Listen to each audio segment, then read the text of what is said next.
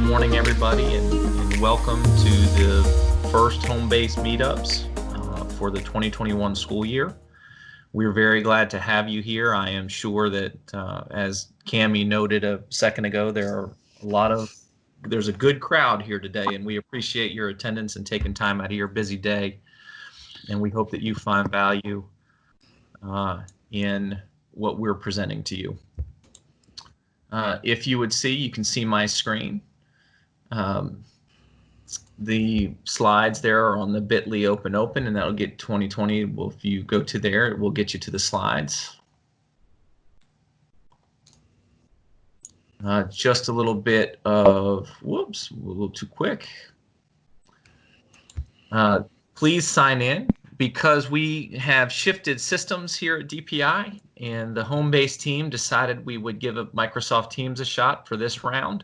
And with that, there was not a registration in order for you to register. So please make sure that you sign up here using the sign in, and then you can see the slides there again on the bottom. I will leave this up for just a second so you have access to that bit.ly.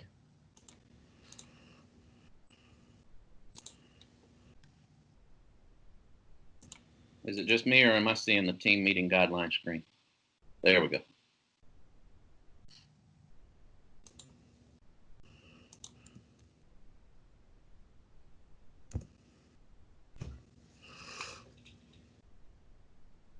And I do want to let everyone know that we are recording this, and we'll be sharing it out later this week. So the meeting is being recorded.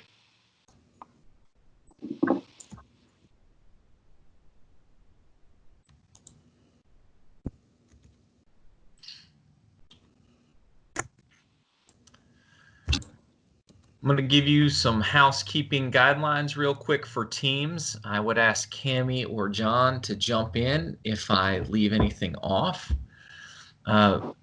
We have actually turned off the virtual lobby, but you can turn on your camera on or after before joining if you choose. This is very much you self-mute yourself, so you can unmute to speak or control your muting that way. If you are muted by the host, you'll be notified, and then you can unmute yourself. You can minimize your outside distractions, please be attentive and participate, and use the chat to ask questions. One thing that we've noticed is that sometimes we have had to stop, which is not uncommon on a webinar, and say, please mute yourselves. So please just make sure you are paying attention to that. John or Cammie, did I leave anything out? I don't think so. We did discover under the three dots, you can raise your hand if you want. That's the only other thing that I haven't gotten on that slide right there. Yeah, and Cammie is correct that you can raise your hand. And please, if you do have a question, either raise your hand as John, Tessa, Cammie, or myself will be monitoring as Justin's going through his presentation. Or you can also ask a question in the chat. We will do the best to answer your questions. As I like to say, if we don't have an answer today, we will try to get you an answer as quick as we can. Some of the questions are a little more complicated than others. The challenge of an online meetup is that it doesn't have the same discussion that you would have on a face-to-face meeting, but we are trying to give you a positive, productive, field-based relationship that we can communicate out specific information to you. We can get your feedback and provide collaborative time for us to work together to solve the problems we're dealing with. This is extremely important to me. We have put together, Justin actually put together some slides or some surveys at the end of the presentation for you to fill out that I think will help us, number one, know how we're doing, and then number two, a little bit about what you're doing in light of COVID-19 with your scheduling. So we definitely want to get that feedback. The agenda today is from 10 to 10:30 is an opening session, and then from 10:30 to 12 will be a product session. And today's product is PowerSchool, and Justin has already prepared a slide presentation to go over with you.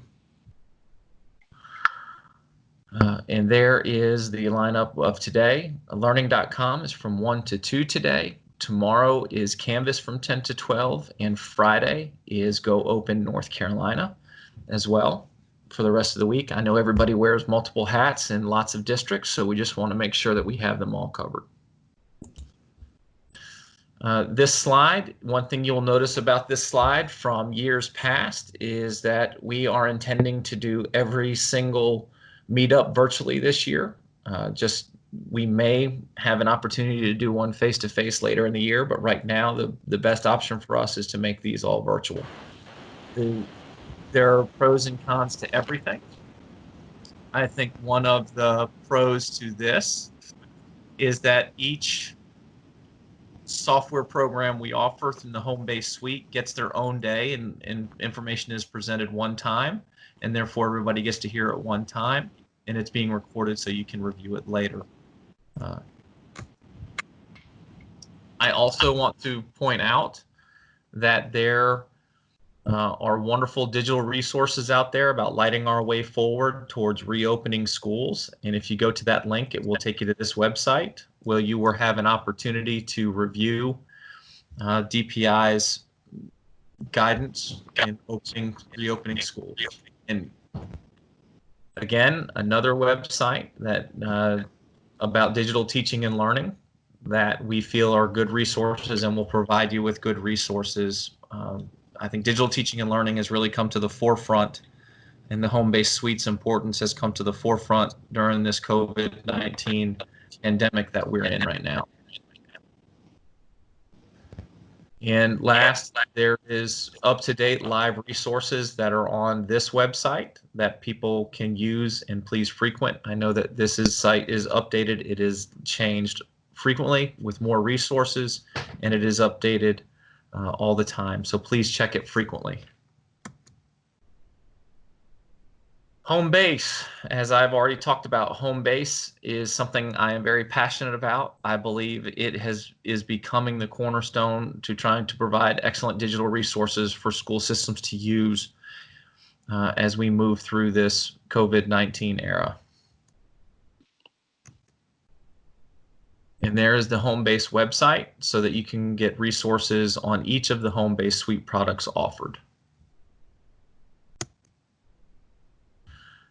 Please make sure, it's extremely important for us that the home-based contacts are correct. So please make sure to go in here and verify that your home-based PowerSchool support contacts, as well as Unified Talent, SchoolNet, are all, and the leads and the backups are all in there so that we are making sure we are working with and contacting the right people when we need to. Again, this is the wonderful home-based team that we have. I am Rob Dietrich. I am the home-based manager. Pam Batchelor works with Canvas and Go Open and SchoolNet and Imagine Math. Justin is PowerSchool. Cami works with Nisus and Learning.com. And Tessa and John are the wonderful professional learning team, and they do a great job creating documents and supporting everything that is done in the home-based suite to try to make it a positive experience for everyone that is there, as we all are doing. I believe that the slide deck is here for Justin. If you click on the link in there on the slide, it will be the slide deck. And I'm going to turn it over to Justin in just a minute. I want to thank you all again for being here and being a part. And I look forward to the discussion today and the updates that we can provide to you. And let me make sure that I am done. I believe this is my last slide. So Justin, I'm going to pass it back to you, and I'm going to quit sharing. Okay.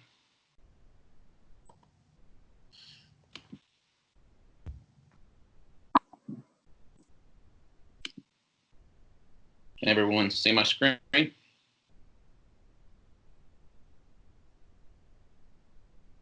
Yes. Yes. Okay. Okay, so there's the bit.ly there. You should already have it from the opening slide deck, but there's the bit.ly to my presentation.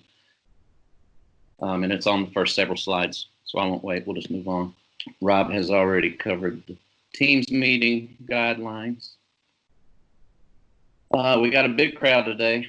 Glad to see that. I wish we could have been face-to-face, but hopefully, like Rob said, we'll we'll share as much as we can virtually and give you time at the end to provide feedback or ask any questions you may have. I do want to stay on this slide for a couple of minutes because I want to make sure that on this call signs in. So the first link there, the HBMU 2020 sign in July.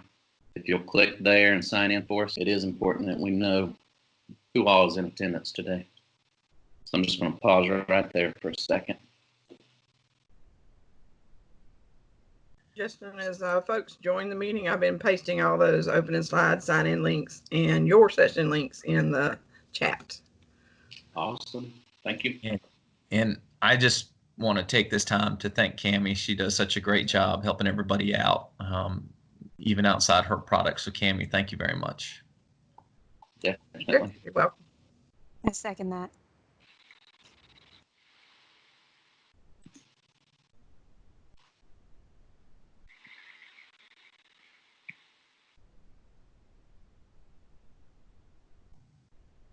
Justin, we just had a question in the chat. Where and when will the recording be posted?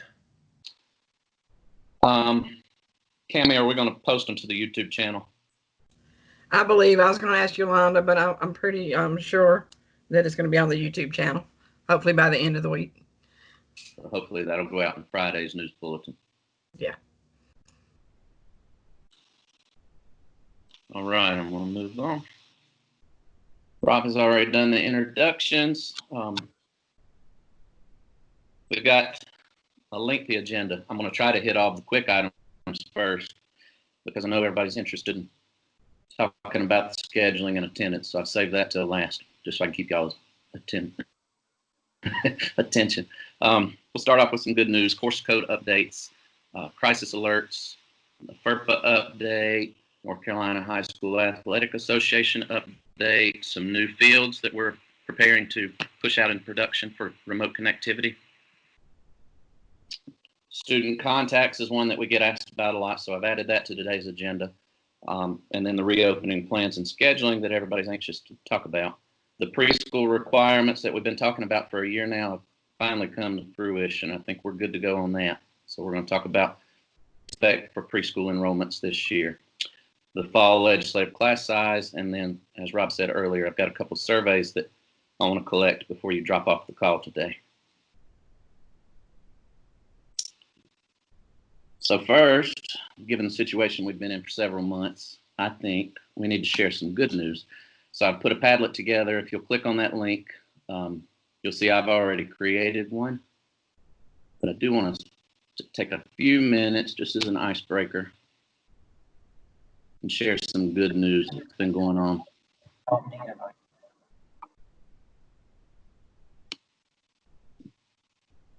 And I think you can actually just double click on the page or hit the plus sign in the bottom right corner to post your good news.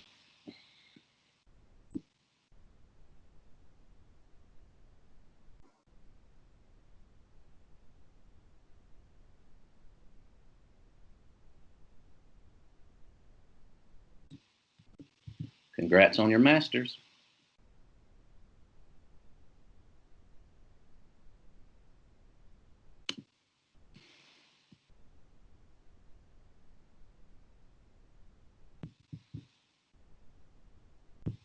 Seems like all the news we've been getting on the daily has been bad. It's good to read some good things.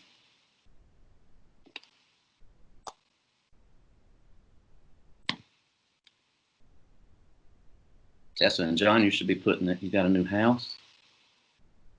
Yeah, that's true. But then with that came moving, so that would be bad news. I was going to say, it seems like great news at first. Then comes all the home ownership and moving and bills. Or whomever posted that my son got his driver's license. I have 3 little children. I can't imagine what that feels like to have your child get a driver's license.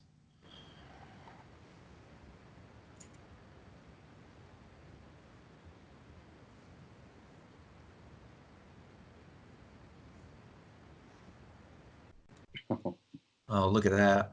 Oh my goodness, adorable.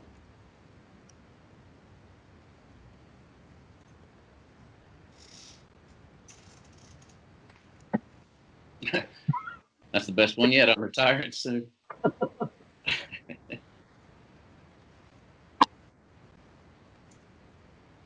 I'm surprised you didn't retire early with all that happened.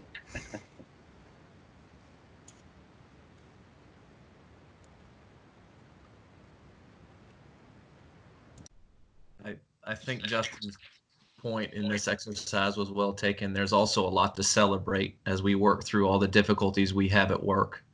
I appreciate him doing this part. It has been a blessing to see all the good news come across. Keep it coming, I guess, if you want, before we get back to business. But Justin, thank you for adding that part in. Yeah. Can you see my screen? I accidentally took control. No, I can't. There you go. Now I can.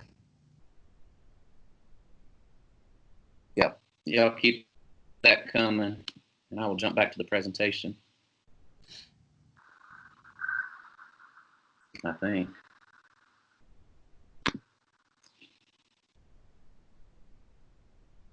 Okay. Am I in full screen again? Yes. All right, thank you. All right. Yeah, like I said, y'all keep dropping your good news, and I'll keep rolling. Course updates. In case you missed it, we did put out a memo. There were over 500 course changes, not necessarily course title changes, but we had some changes to credits, added values, but most were title changes, and it's just because we're trying to be more consistent in our titling process. So we had some discrepancies we needed to take care of. A lot of CTE title changes, I'll tell you that. But the one thing I do need you to know about the title changes is you've got your state title and you've got your local title. So anytime you go in and create a course and you pull it into your catalog, if you don't assign it your own local title, then that state title is duplicated into the local title field. So what that means is when I went out and changed these course titles in the enterprise controller system, that updated the state title only. It did not write back to the local title field. So what you're going to see if you don't locally go back and make those changes to the local title field, you're going to see transcripts and report cards we've all seen in the past with the state title / the local title. So if you don't want to see that, then it's up to the local PSUs to clean that up. So what we did do is publish that list that is linked here. And more than likely, even though there's 500 plus code changes, you probably aren't using maybe 20 of them. So it's not like we're asking you to go in and update 500 local title fields. So just go through the list, and any of those courses that you're using locally will need to be updated unless you are good seeing that mess on the transcript. It does make the transcript longer though.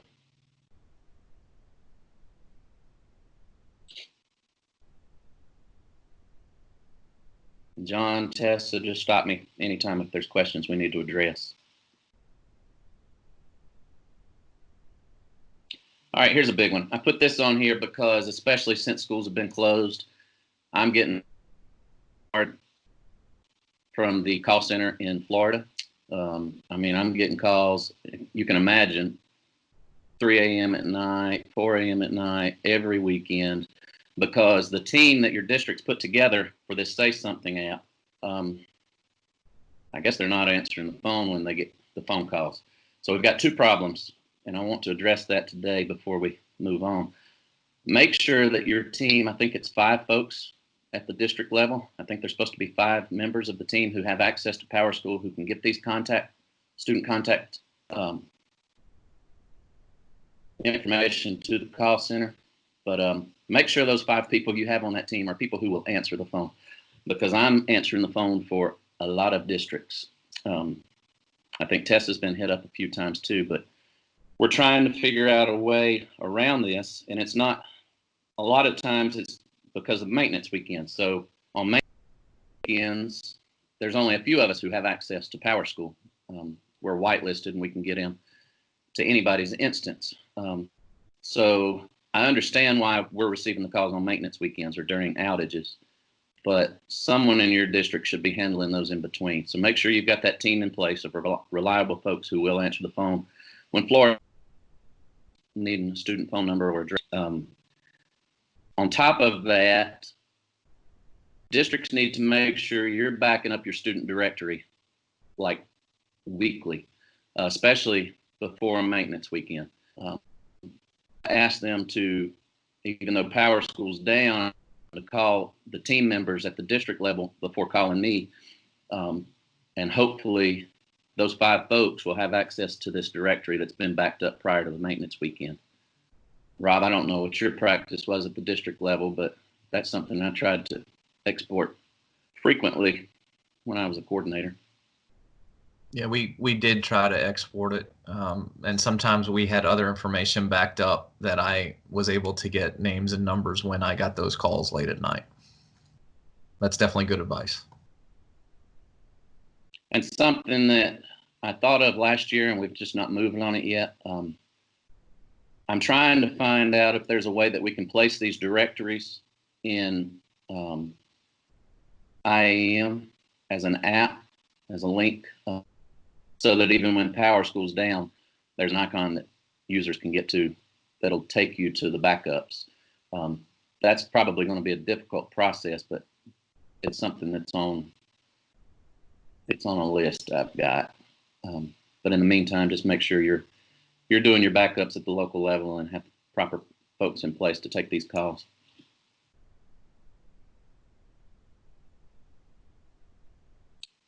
Justin, Okay, you have a couple of questions out here. Like, who do they know their team is? Do you have any background information on this? Some of these are just hearing about this app today for the first time. That is a good question. And the first time I got a phone call was the first I had heard of it. I can probably help with that a little bit, okay. Justin. Let me take that. Can you go back to the slide though? Sure thing. Say Something app is used to tell you in the event of a threat that may come on campus. It's an anonymous tip line. That anonymous tip line, in most districts, there's usually a team of, as Justin said, 4 to 5 people who are aware, and they are the ones that monitor this for the calls that come in during all hours of the day and night. The best people to reach out to in your district to see if you are using it and who is on that team is usually, I would start with an assistant superintendent who might be over student services, and start with the student services department, because that is usually where I have seen this housed. If you have any questions, I would start there. Any other questions about that, Cammie? They were wondering if the auto dialer is what you're talking about for using the student directory backup. And Sarah had a comment that the security officer should be in charge of Say Something. And that is a good piece as well there about the security officer. And yes, I was talking about the auto dialer backup. That was what I like to back up when I was in a system. But that is the Say Something app, and I do appreciate Justin's willingness to answer that phone late at night, because some of the tips are very, very serious and they need to be addressed immediately. So please reach out to your folks. Make sure folks have access to this information who are over, if not this anonymous tip line, it may be another anonymous tip line. Please make sure that everyone who's on that team has access so we can get the students the help they need. Okay, Any other? well, we'll answer the rest of the questions. They want to know if the auto dialer is going to look at the new contacts, because currently it's looking at the other contacts. We're going to talk about that probably on the North Carolina contact screen, but that is one of the reports we need to move over to the new contacts, which we have not done yet.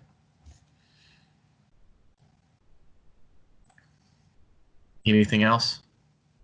I think we're good. We'll try to follow up with some of these additional questions that are more detailed. We'll have to get back to them on those. All right, good to go. Thank you. All right, for our FERPA data collection, this is not new. You've seen it before. We took it offline to tweak it a little bit. We had to make some changes, and we're ready to roll that back out again. We've just been waiting on some documentation from within the agency. But again, a reminder that it will not work on the mobile app. So this page is going to pop up when parents log into the parent portal, and it's going to ask the 4 questions. but it'll only do so if they log in through their web browser. So you may want to get in a communication, which, I mean, we'll share our version out with you, and then you can take it and tweak it, and maybe let your parents know, hey, you've got to go visit this website and answer these questions for us before school starts. But there will also be some PDF forms that we'll be sharing out. We're working on rounding those up and making them look more official so that they can't be duplicated or tweaked. And then we've discussed the pre-populated reports within PowerSchool. I think that's actually sitting in our QA environment. Russell Dixon did that before he left. And so I'll be looking at pushing those out into production as well so that you can run the reports. I think it was within SQL 5. I'll have to check on that. And then we get questions a lot on, a lot of you guys collect further information than what we need, and we're not adding local options to the collection right now. So we're just asking the questions that we have to collect. Anything on top of that you can place within your PowerSchool instance, however you've done it in the past. Anything you want to share there, Rob? This has been your baby for a while. No, I think that was a good job. Thank you. So you have a couple questions. Where will the data live that parents enter into the portal? And are they required to use language in the form that one district has a lawyer that has concerns about that? They write back to existing fields that are there already. And I'll share that out when we roll that communication out. We'll include that, Rob, what fields it writes back to. What was the second part about the local attorney? Are they required to use the language in this form? Yes. Yes, they are. And just so everyone knows, I mean, the reason it's taken us so long to roll it out is because we've had to have our attorneys reviewing the language. So this is the language that our attorneys and our agency prefers. All right. And if a parent doesn't answer, does it automatically go to yes or no, or does it just stay blank? Oh, do you recall, Rob? I do not recall, but we can get an answer to that. I know we went round and round on that because they're opting out. Yep, we can get an answer and roll that out with the communication. Good question. When you roll this out, will they be required to use it, or can they continue to use their old forms? They have to use ours. We're doing this because we found that in the state, there were a lot of different versions, and we're required to ask it the same way of all students. So we're doing this to eliminate your own local forms, because we found that you take it and you'll retype it and you'll change a word or two, and then 4 or 5 versions later, it's way different than how it was originally.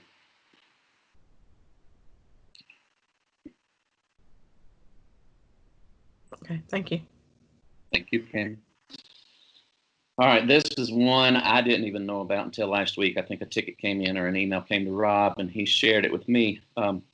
But the North Carolina High School Athletic Association did grant a temporary extension for physicals.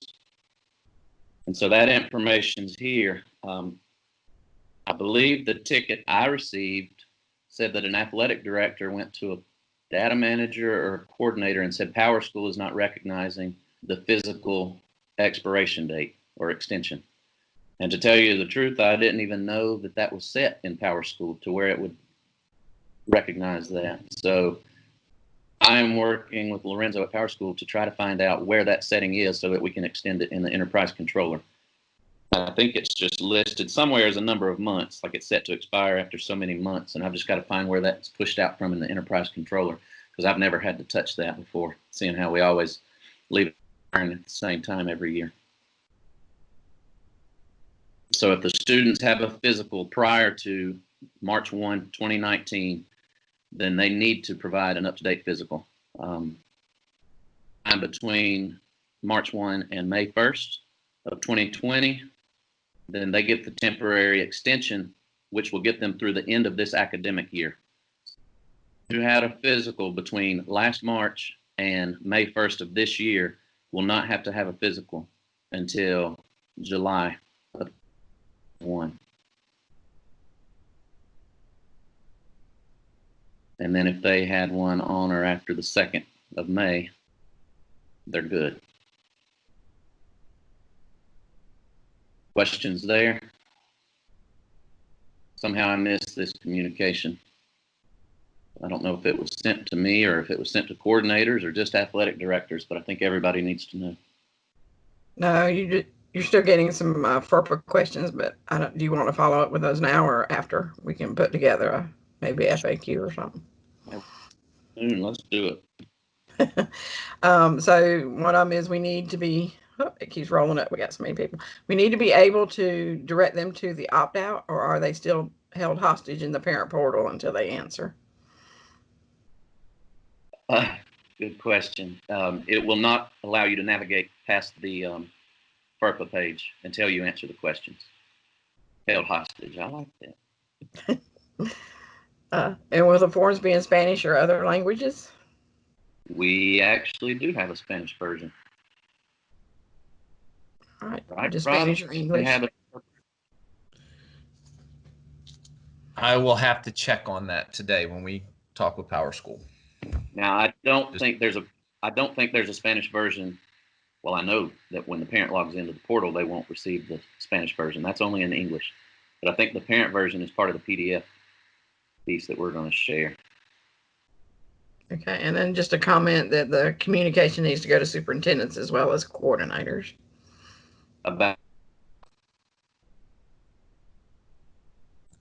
Thank you very much. We will do that. Okay. Yeah, I was going to say, but I prefer that message to come out like it did the first time when we rolled it out last year. I think that came from the superintendent, Mark Johnson's office. I'm thinking that'll be the same this year because this is not really a PowerSchool request. It's an agency request. So I prefer for those communications to come from his office, and that more than likely will go to superintendents.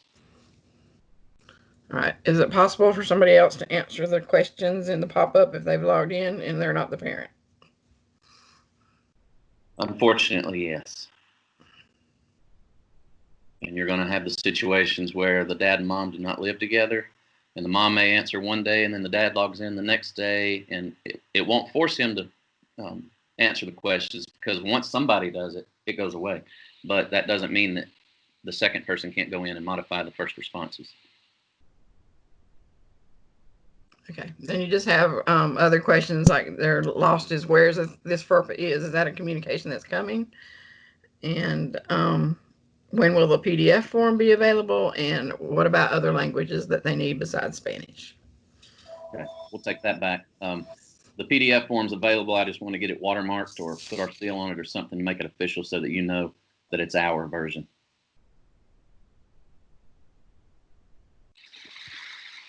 All right, so they need these pretty quick because some have open houses coming up. Yep, good point. We wanted it out last week, but we're shooting for this Friday. Okay, I think that's all I can see right now. Thank you, Cami. Thank you.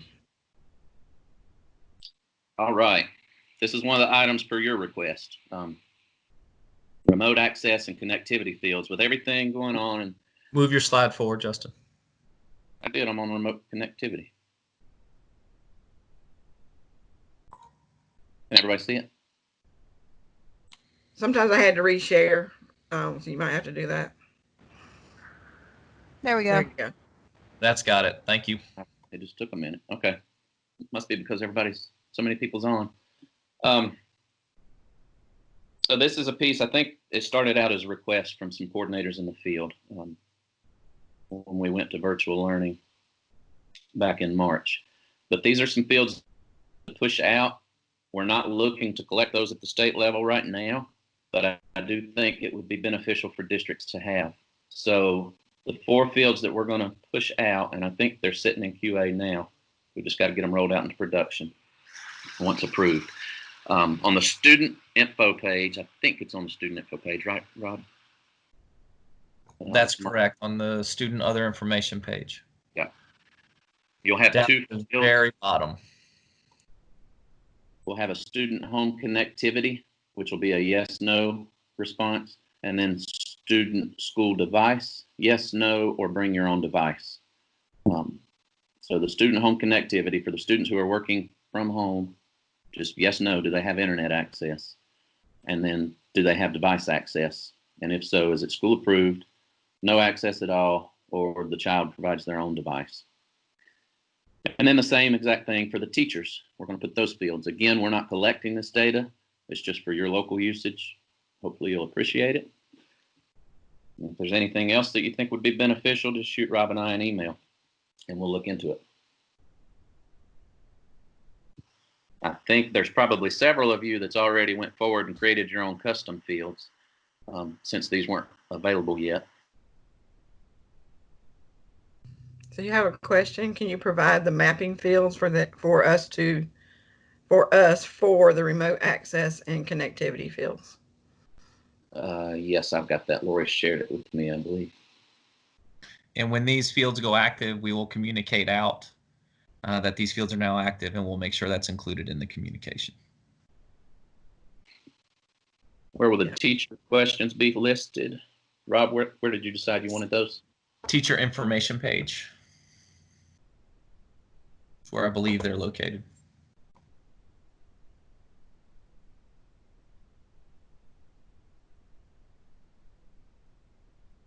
Somebody's asking when we expect these to be rolled out. I'm telling you, I would like to see these out by the end of the week.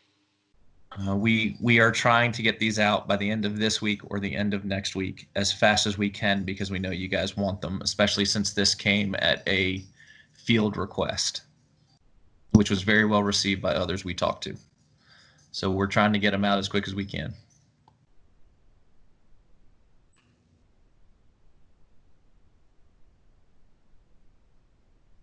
Any other questions, Cammie? Yeah, will the fields be added to the student field search? Oh, good question. We can take that back at 4 o'clock today with PowerSchool. Justin, I just looked in our QA environment. It looks like they can search on those fields. I see one for device anyway, so. Well, John, since you're there, do you mind sharing your screen so that they know what they look like and where they're at? Sure. Thank you. And then will there be reports while he's doing that created with the connectivity data?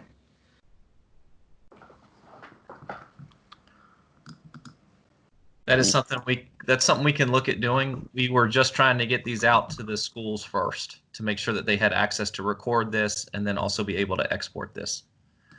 Yeah. So I believe this is your new internet access field. And then I'm thinking this is your new device field.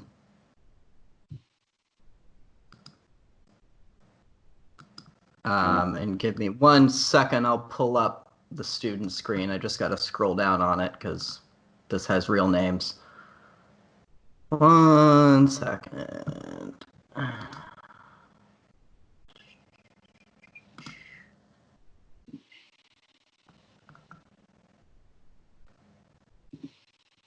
So you may be Here we addressing this question later. Go ahead. You got it. So this is down at the bottom of the other information screen. You've got student device, yes, no, BYOD. You've got student home connectivity checkbox. And I don't know, is this device notes field part of it? Is that going to? That is part of it. That is in the event that they wanted to make notes about either the home connectivity, what type of home connectivity they have, or any notes about the device they have. That is just something that we wanted to make sure the districts had an opportunity to add notes if they chose to. Awesome. Cool. Yeah, I saw a question about if they could have a spot for device number. So looks like you got that. Yep. Again, we hope that this is a positive for you.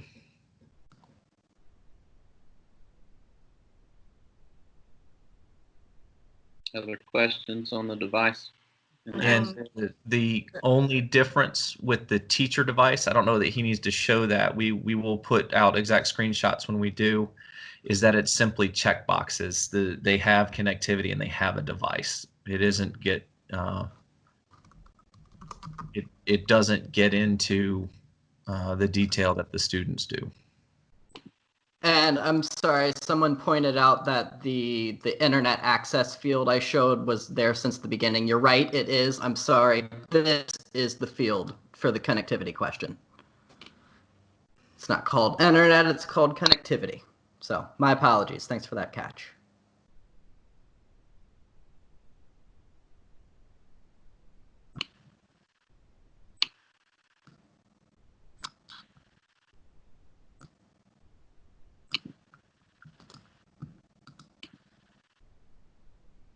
So the only other question I see is, are they accessible for mapping and InfoSnap?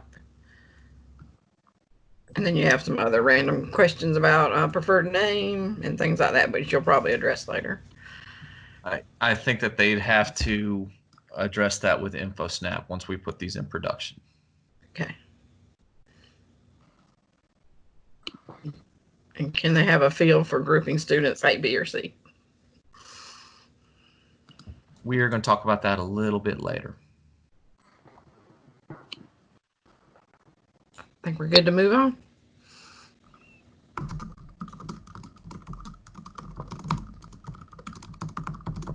Okay, I'm on the student contact slide. I don't know if it's caught up yet.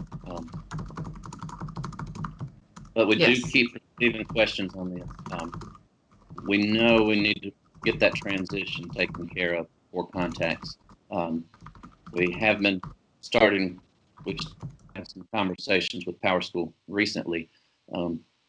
January 1's not going to happen. We'd like for it to be January 1, but we're shooting for it, the transition to take place between January 1 and July 1.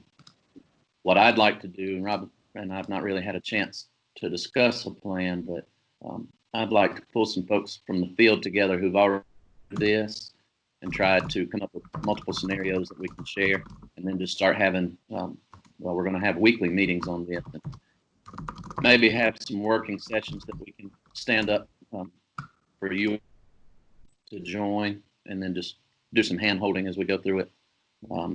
PowerSchool has approached us. They're willing to do what they can to assist with this. I think it was last week, Aaron Bissonnette, who had my job before I came to DPI, he's now with PowerSchool, and I think he had some things he thought PowerSchool might can do to assist. So he's gonna pull some things together and share them with Rob and I, hopefully this week or next. But because so many things are still looking at the NC custom contacts, I know it's a pain, and I know a lot of you aren't doing it, but I have to tell you, just so I've told you, that we do need you to keep contacts up to date in both places.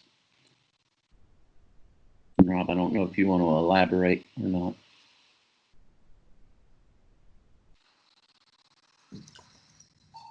Our hope was that we would be able to have moved to this at the end of last year, but obviously other things took precedent with the COVID-19 hitting. So our goal is to get back to this. We understand districts have done a lot of work. We understand there's still some districts out there that need to do work. So once we get a better grasp of where we are with everyone with the core contacts, we will let you know the next steps. Okay.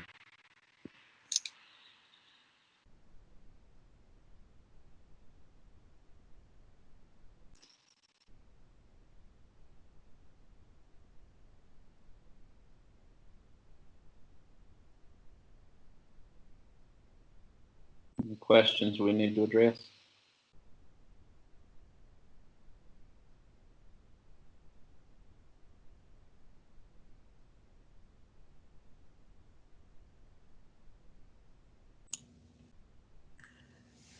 Somebody has contacts. What programs are still using the custom contacts?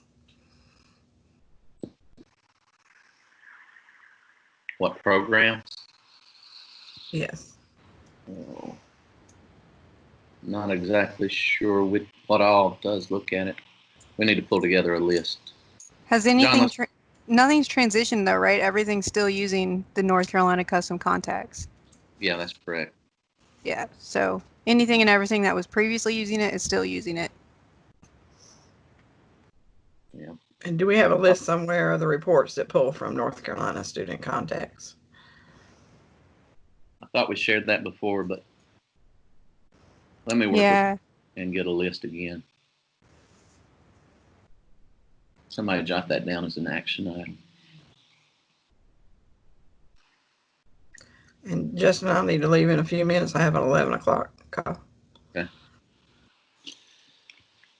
Rob said he had to step away. Oh, he's back. Portion that I know is going to take some time, and Kim.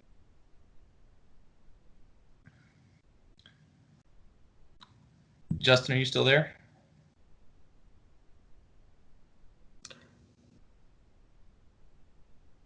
I think we lost Justin's sound. I think we lost Justin. Hold on one second, everybody.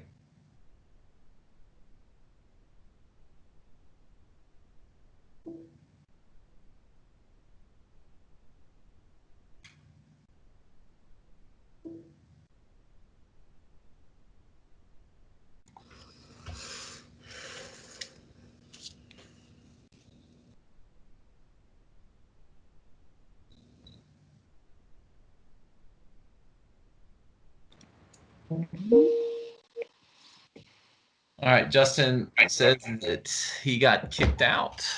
I'm back. He's back. All right, good. I don't know what happened. All right, let's go back to that one slide again, please. Yeah, I gotta find it. Hold on.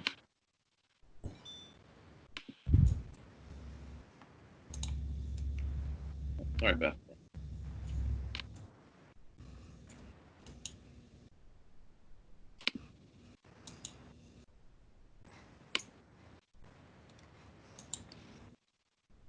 And I checked, Justin, I'll be here till 11:30. I have a call 11:30.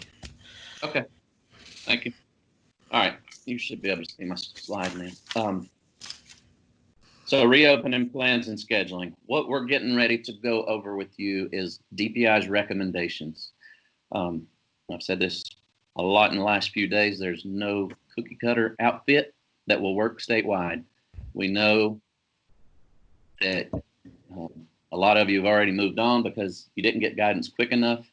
And there's a lot of different ways you're scheduling, probably some custom fields you put out there, and we're going to talk about all of that. But it's important for you to know that what we're showing you now is just our suggestion, our recommendations on how to schedule, how to take attendance. A portion of it is required. But then at the end of all of this, I've got a survey, and a lot of them are open-ended because I do want to know everything that you've already done to prepare for the new school year. So these are the items we're going to talk about for the next, well, for the rest of the meeting, likely. If I could add just one statement in there, Justin, I think that I have been asked a lot of questions about scheduling and what do you want to do and what are you going to see and what is DPI putting out. I believe that scheduling is very unique to the school that is there, and I believe that the districts have found ways to track things that they best see fit through many of the methods that Justin has already said. So as we go through this conversation, one of the surveys that you're going to see at the end is a survey that's helping us understand what you did to schedule students through blended learning, through Plan B, Plan C, so that we can get a good idea from the field of all the different ways you have done it, so that we can analyze it, look at it, and see if there's something that we haven't thought of yet that other districts have. And once we analyze that data, we are planning on making that data available to all districts so that you can see how everyone and what other districts around you are doing as well. We hope that is helpful to you, and maybe as we move forward with these events, that we can help guide you in the right direction. And again, some of this is required, the attendance piece is required, but we can attest to that when we get to it. Thanks, Justin. Continue. Okay. I know this portion of the webinar will be where we get a lot of questions. And if we don't respond to your question, don't think we're ignoring you. I think there's going to be a lot of questions we receive that we truly can answer or aren't prepared to answer. And to be honest, more than us have given consideration to what we're about to show you. So a lot of the questions that you're going to ask are probably things that we're going to go back and try to talk to curriculum about, student accounting. We can't answer all of the questions. Let me just put it that way. But we will certainly take them back. So I'm going to start out by showing you the remote learning, the calendar day types for remote learning. 3 of these have already been in place. Rolled the first 3 out in March when school closed. So let me go over those again for anybody that may be new to their role. The remote instruction day is to be used only when all students are in the building. I mean, out of the building.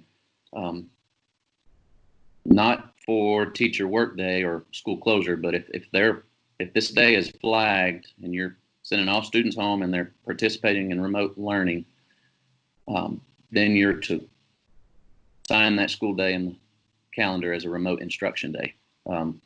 On these remote instruction days, no student should be receiving face-to-face instruction. So if there's students in the building receiving instruction from a teacher who's in the building, don't use the remote instruction day. The remote instruction day state of emergency is only when the governor or state federal mandates require that all students participate in remote learning. So you will never use the remote instruction day state of emergency type unless DPI tells you to. That one's pretty simple. Remote instruction day / teacher work day, because of the requirements for work days and also the requirements for the 5 remote instruction days that were added, there's going to be some overlap there. So for the days that are declared teacher work days, but your students are still at home participating in remote learning, you'll use the remote instruction day / teacher work day. The last one there is one that I just pushed out last night. So everybody, all schools should have a blended instruction day. We came up with this after having some conversations with some districts who were moving forward with their plans, and you've got the blended days where a portion of your students are in the classrooms while another portion sitting at home participating in remote learning. So none of the prior days nor a regular school day would be true in this scenario. So we have pushed out a blended instruction day that'll be used on days when some students are participating from home and the others are face-to-face. Now, this is going to roll into more, and we're going to talk about that. So I don't know if I'm going to take many questions right yet. But I do want to point out that all of these calendar day types must be checked as in-session days. So if you're using these days, then the checkbox for in-session needs to be checked.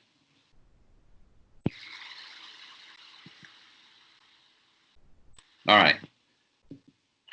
So I said a lot of this was suggestions, but this one is a requirement. And to be honest, guys, we tried to simplify things for you because we heard from districts. Rob and I met with several districts on, what's your plans? What do you need from us? And at first, I think we were taking the complicated approach. And then we went back and thought, there's an easy way to do this. Let's push out a blended day, which holds true for any of the, half at home, half at school. But then that created a problem. Well, how do I keep up with who's not in the building? Because I've said this for years. I do think it's important that we have accurate rosters. If you had a campus emergency and you were asked to provide a roster of who all's in your building so that you know who to check for when you're in the parking lot, and you've got these remote learning students marked present, then you don't have an accurate roster. So what we've done, and it's not out yet, but I'm hoping it'll be out by the end of this week. Actually, I hope it'll be there tonight. But we have created a 1R present OffSite code. Now, let's think about that a minute. If we want to maintain the accurate rosters for campus emergencies, then the attendance will have to be daily. I realize that, it may take days for teachers to realize what that kid was actually participating in remote learning. So what we're asking you to do is flag these students as you're assuming they're attending remotely. And then when you realize that they didn't do their work or they didn't do whatever locally you have set up considered present, then go back and mark them out. So the 1R code will be used to flag the students who are considered present, but not in the face-to-face environment. I've listed your pros there. We all know it hasn't happened yet, but eventually we're going to get asked for data. You know, give me the percentage of kids that participated remote versus face-to-face.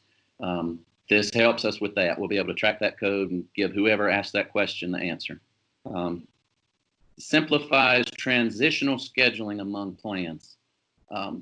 What I mean by that is, you know, different districts are doing it different ways. Kids are going to flip-flop their plans or their decisions to stay home or come back to school. So by having this code, it kind of helps out with that. And then the last item there I've already discussed, it provides accurate, or it helps produce accurate on-site rosters.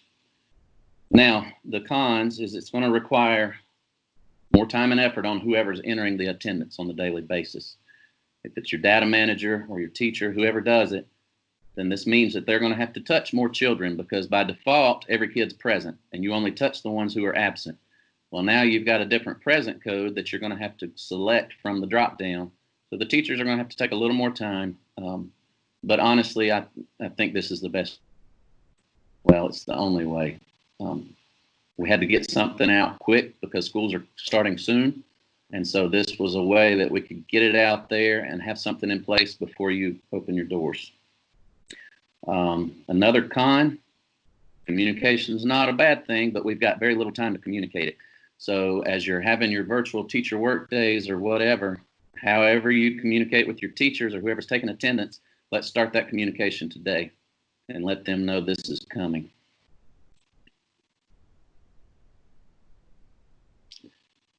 We'll stop for questions here in a minute. This is what a blended instruction day should look like. In your setup, you'll have the calendar membership type selected as blended instruction day. For the students who are at home participating in remote learning, they'll receive a present offsite. And then the students who are present in the building, and one thing I've not shared yet is that we've changed the description. Default present code, that is now going to say present on site. And that is mainly, we thought about not changing it because teachers are used to, you know, the current default present code. But then we've got a lot of new teachers, and for new teachers coming in, they see present off site. You know, a lot of folks would probably wonder, well, what's the difference? So we added that description on site to the default code. And then again, a reminder, tell you, declare that the student was actually absent, assume they're present off-site. That'll help us with the rostering.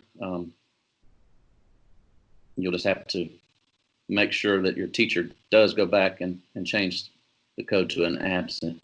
And Rob said it good the other day. I mean, your attendance records are only as good as your leadership in the building.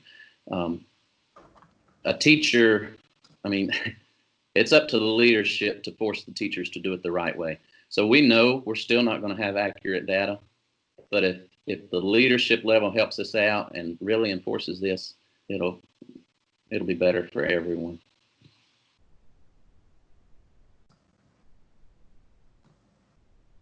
And let me throw out a quick clarification because I see this question a lot.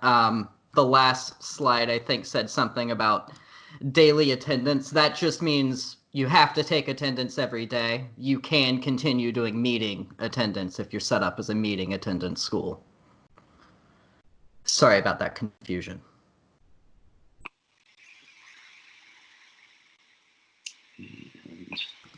I'm going to stop right there before we move on to the next attendance code. Let's take questions. If you want to elaborate on anything I shared, go ahead. I think John and Tessa's been doing a good job answering questions. John, do you have any that you think we need to specifically mention on the webinar? So definitely the daily attendance thing. You can continue with meeting.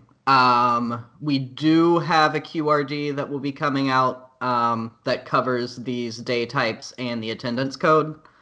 And it does even have a little section with a screenshot of Power Teacher if you want to rip it off and use it as your teacher guidance. And I'll also throw out, there are a lot of questions on the blended day. So essentially, if you are a Plan C school, you're opening all remote, you're going to use that 1R attendance code for everybody, and you're going to have a remote instruction day calendar day type. If you're a Plan B district or PSU, then you're probably going to be using the blended instruction day. That's any day where you have both on-site and off-site. Some kids will be present on-site, some kids will be 1R present off-site.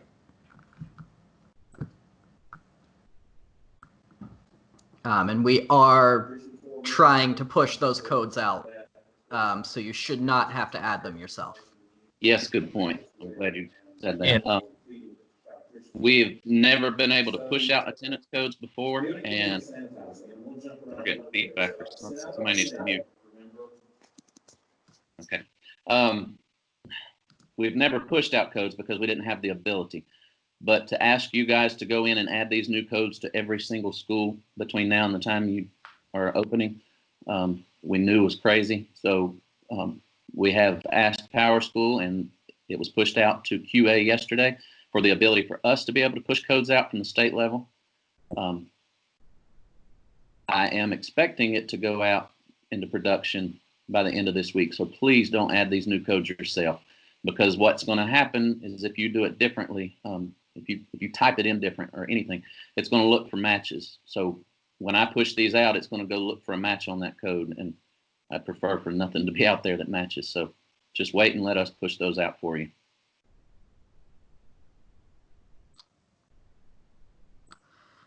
And I see one about, should we plan to extend the number of days teachers can make changes to attendance? So that, of course, is completely your local PSU decision. If it were me, probably, yeah, I probably would do that. But again, that's up to you guys. I want to reiterate what John just said. It is completely your decision whether you allow that or not, but I am agreeing with John. I would also allow that so the teachers have the flexibility. I know some school systems we have talked to said that they're going to collect work from people on Friday and then go back and work with attendance that way. So in that model, the teachers would have to have more flexibility. So I would encourage that as well.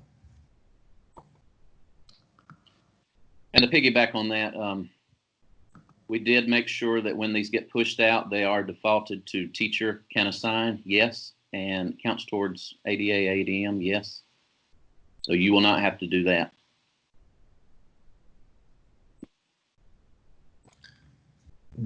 We do ask, as always, which I know we're all very good at what we do, when we do push something out like that, that you would just verify that everything we pushed out did go correctly to you. And when do we expect the attendance guidance to go out? I'm going to share that with you here in a few minutes, but when do we expect the formal communication to go out? The formal communication went out this morning at 9 o'clock. Oh, that's right. As well as the first 10 days membership, which we will get to. And I believe we have a guest to help with that. Do we not, Justin? Oh, I'm not sure. Let's make sure that communication goes to superintendents and principals as well. Temple. Yolanda, if you're online, we can send that straight to Graham. I do think that needs to go to leadership level. Okay, I'll send it to him. Thank you. All right, I'm going to move on, and we can back up if we need to. I'm going to share this new attendance code with you, and then we're going to jump into the preschool requirements for this year. So last year, I shared with you all that we were going to have to start taking attendance and entering discipline for all preschool students. And this is the part I think we have a guest for. I'm hoping. She may have dropped. She may be bored. The portion we were missing was, how do we handle attendance for our preschool students who are EC? Because there's so many scenarios out there. We just couldn't provide you guidance on how to schedule. I know Doris was with us for several years, and she was our scheduling guru, but I know that probably hurt her head to think about when we started looking at all these different scenarios that exist for preschool EC students. So we've simplified that, but it requires attendance code. A 1X will also be pushed out with the remote present code. It'll be non-obligatory. So the 1X code's non-obligatory for preschool use only, and I can't emphasize that enough. You cannot use this code for any other student. We've already got it set up. We're going to be doing audits throughout the year to make sure that only preschool students have this code assigned to them. So we don't expect you to police this one locally. We'll be doing that for you because we can't have K-12 students with a 1X code. So as we talk about preschool scheduling on the next couple of slides, just know that this 1X code is going to be used for the days that the students aren't expected to be in session, and it'll make more sense when I move forward. So just hold off questions until we cover the preschool slides. This is definitely going to simplify your preschool scheduling. It'll get us what we need. It'll be easy on you. And again, I'm big on these rosters. It'll provide the ability to produce accurate on-site rosters for campus emergencies. The cons is, of course, the code is not locked down for preschool use only. So a teacher could assign a K-12 student a 1X. There's no way we can lock that down.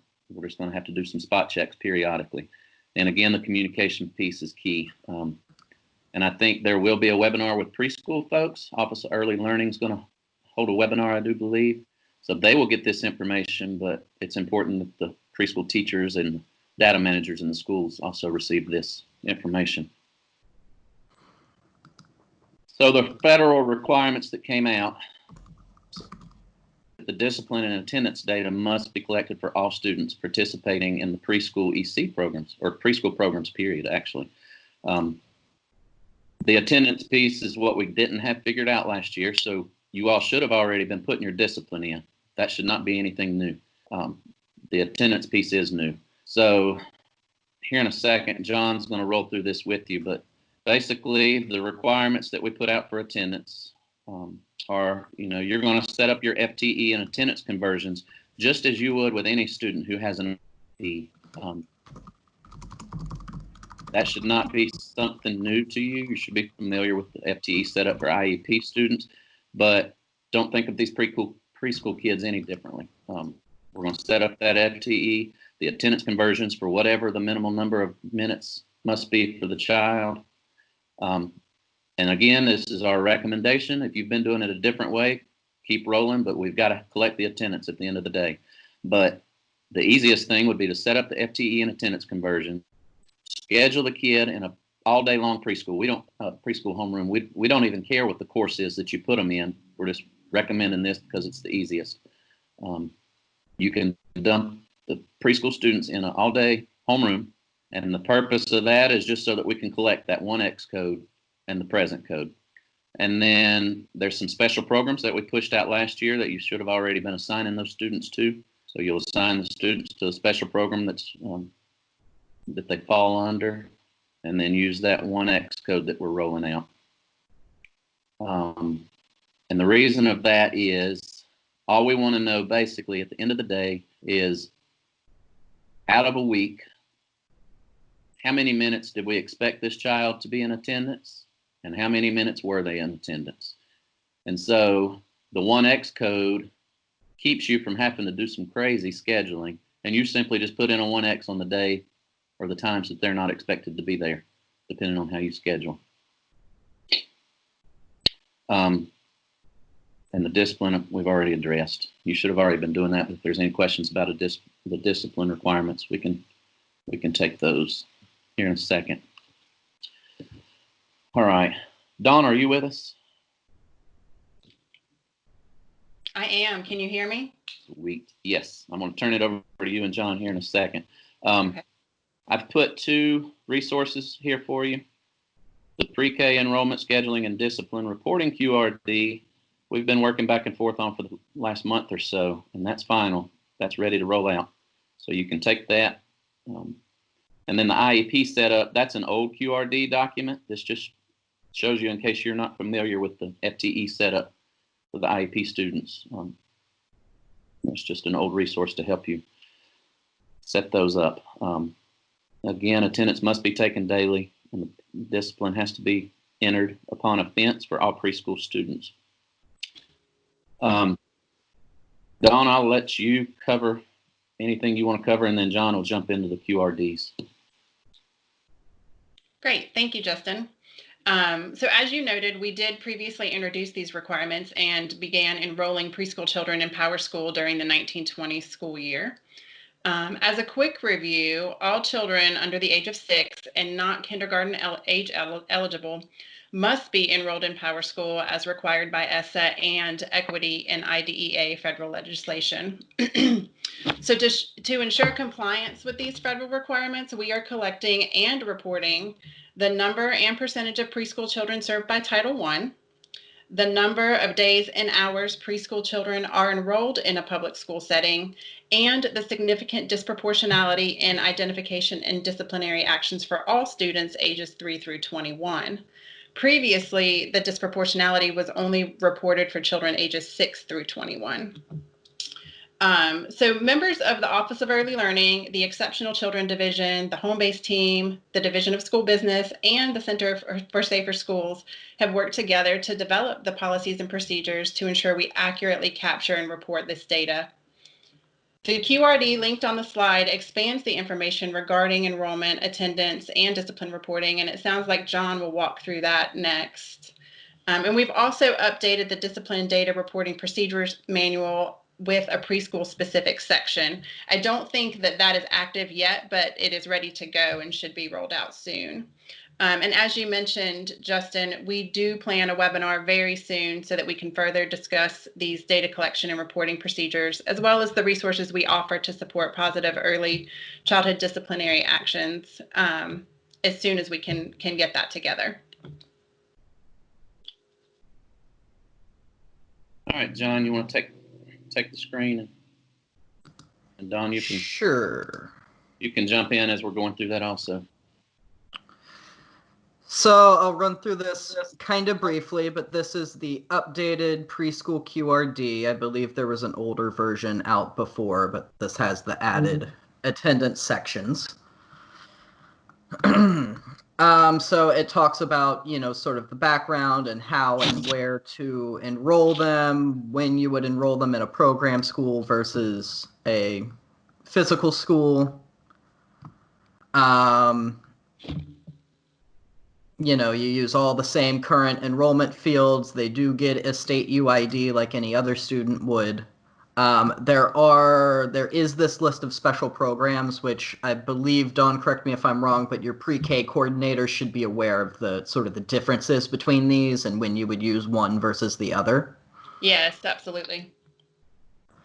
And then we go through how to enroll a single student into a special program and also enrolling multiple students into a special program all at once.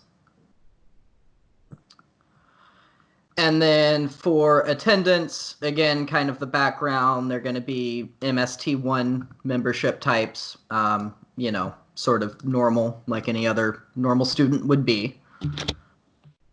For attendance, so you're going to create a pre-K FTE, and you may, depending on your pre-K program, you may have to create more than one to describe the length of day for those pre-K students.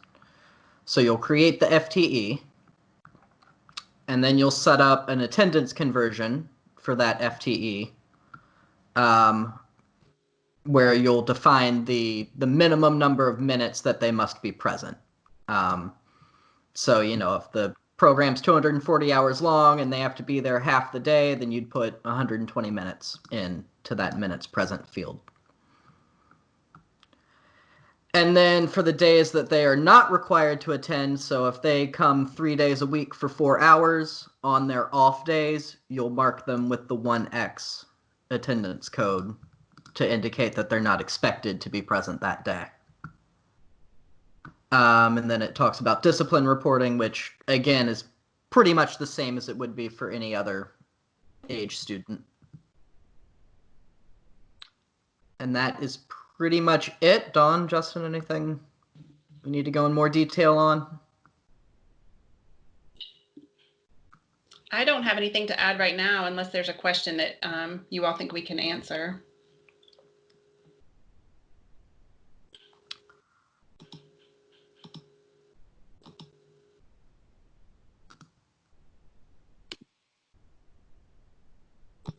Let's see. So we've got one. Every pre-K student does have to be enrolled into a special program, correct?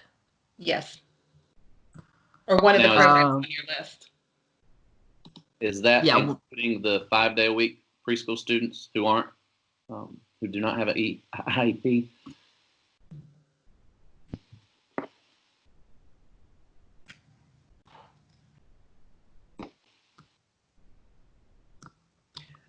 Are you asking me, Justin? I am. Oh, okay. Sorry. I think they don't need to have a special program. No, you're correct. If they're 5 days a week. So if they're 5 days a week, a question was also asked, do they need a new FTE as well, or can they use the same FTE as other students?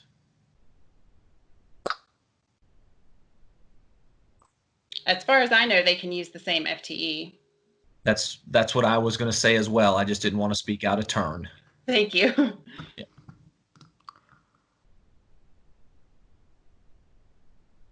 And here's a good one. So DPI says the regular full-time FTE must be called full-time. Do we have a naming requirement for these pre-K or IEP FTEs? Or can they just use, whatever they think is locally descriptive enough for their purposes?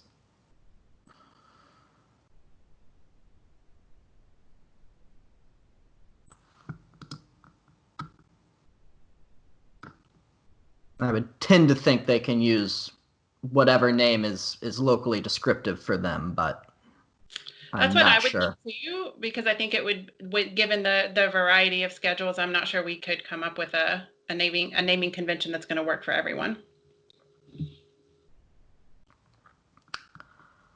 And what if pre-K students were not enrolled in a special program last year? That I'm guessing they don't need to go back and update that, or do they? I don't think they need to for last year, but we can follow up and make sure. Cool. Let's see. There's a note that if they're having webinars for the pre-K coordinators, can PowerSchool coordinators be included since they're doing the setup and assisting with the entry? Absolutely. Cool. And I think this may be our last one. This is a good one. So the special programs are related to the funding sources. So all pre-K students should have at least one special program, and some could have more than one. Correct. I was just thinking the same thing when we said before the 5 days a week, that to me that I wanted to make sure we were clear what we meant by special program. So yes, every student should have at least one special program, and they can have multiple depending on which programs they're enrolled in. And this may be one for Justin. Are there any reports for a pre-K student who is not enrolled in a special program? Any way they could catch that? I'm not sure that there is, but I could be wrong. Don't think so.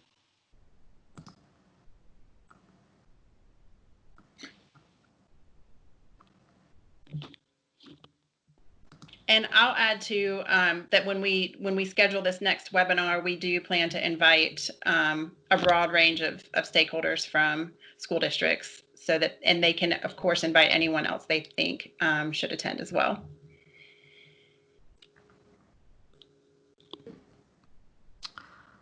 And we've got a great point from Mark. So if you're a daily attendance school and you have a bridge period for homeroom and it's only a 5-minute period, then you'll have to schedule those pre-K students into a homeroom in the bridge period and then another course of some sort to fill the rest of the day. And I think that's correct. Although I'm not sure if you didn't schedule a pre-K student all day, that would probably flag on the PMR, I think. Possibly. We'll take that back and clarify that, Mark.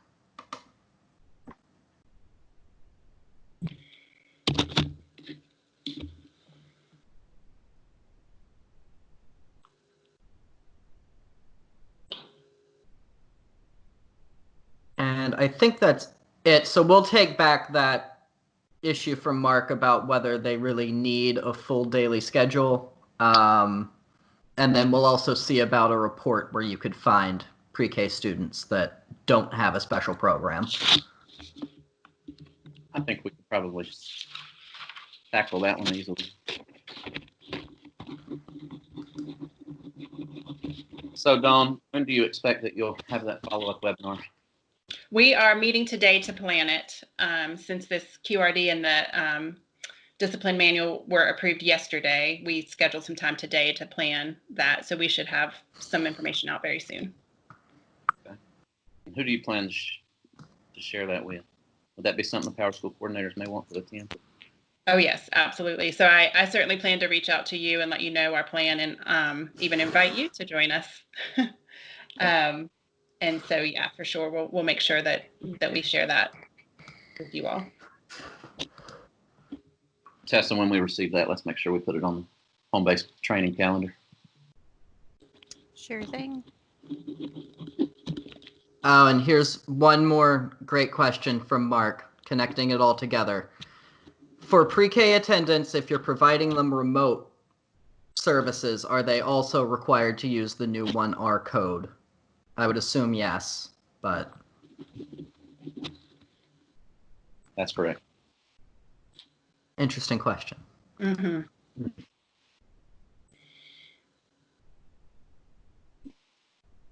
All right. Dawn, you can drop at any time, or you're welcome to hang out with us. Thanks, Justin. I think I am going to go ahead and log off, but if you have any other questions that you need to direct my way, just feel free to shoot them to me. Okay, will do. Thank you. Thank you. All right, so having covered all of that, here's what you should expect. You should expect that DPI will be pushing out the 1R and the 1X to all schools in all instances, hopefully by this Friday. I'd like to get it out earlier, as I've said, but Friday the 31st is what we're going to say for now. You'll see that. I think I lost y'all again. Can you hear me? We can hear you. We can't see your screen. Yeah, it went to somebody else's. Hang on. And Justin, you may want to unraise your hand unless you have a question. No, I was just waving at you guys, let you know I was still here. All right.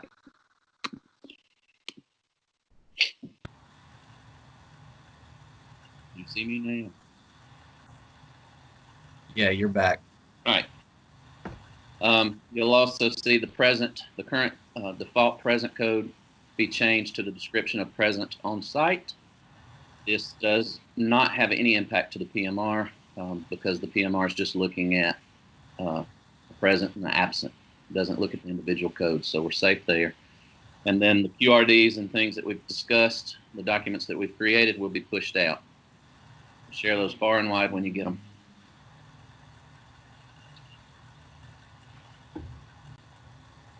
All right. This is a recommendation right now, right, Rob? Sorry. My understanding is that these are what is getting ready to get changed. It is not official yet, but this is what is coming down the pipe to the point where we were able to put this out with our message that we put out today.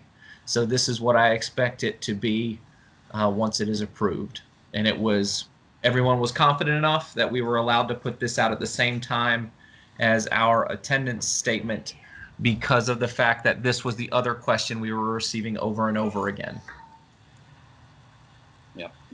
So basically, I copied this straight out of the SASA manual draft that's been floating around. So you're seeing it before anybody. Initial enrollment. So let's talk about that. We've got a lot of questions, or we've taken a lot of questions over the last few weeks of how we're going to handle enrollment. By initial enrollment, I'm kind of referring to the first 10 days. The first day you're to enroll the child, mark them present, consider them yours. For that to happen, I pretty much highlighted it there, I bolded it. If a student is scheduled for remote instruction on their initial day of enrollment, a positive two-way communication is required between the student, parent, and family, and a school official. So whoever that may be that's designated at the school level, somehow you've got to have a two-way communication with that child or parent before you can consider them enrolled. And then you see the note at the bottom, and evidence of work is not sufficient. So we're not going by, okay, did they submit the 10 math problems? You're going by this two-way communication that's required. I think that simplifies it pretty much. Rob, anything to add to it? No, I think that's good to go. I don't think we need to add to it since that's what came out. That's what we stick to. Okay, so after you've seen the student or had some kind of positive communication with the student, they're now enrolled. As for the ongoing attendance, attendance must be taken each day. We went over that. You've got your new attendance code coming out. A student is considered present for the purposes of daily attendance during a remote instruction day, and with the exception of the initial enrollment day as described in the previous slide, if a student completes their assignments for each remote instruction day, either online, offline, or if they have a daily check-in, two-way communication with whoever the designated staff members are at the school. This is pretty much all we're going to push out. This is what the state is saying. Locally, you've got flexibility. And by flexibility, you can make it more, yeah. I think let's try this. You have local flexibility to determine when that work is collected and the attendance is changed. You do not have flexibility in you've got to use the present on-site and present off-site codes. Right.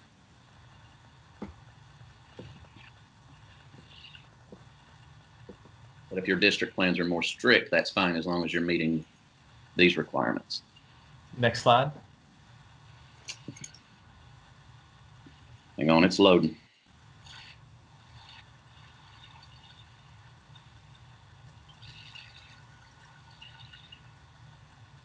I don't know why I'm just spinning.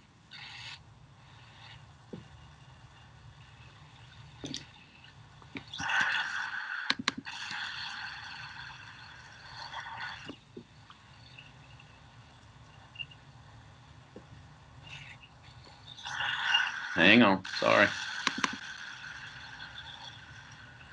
You'd think with a fiber connection it wouldn't be this slow, unless it's the app.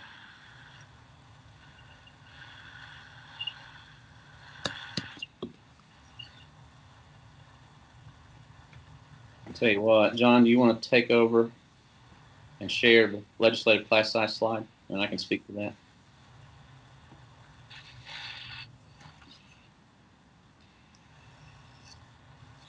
Maybe my computer. I do have like 40 tabs open.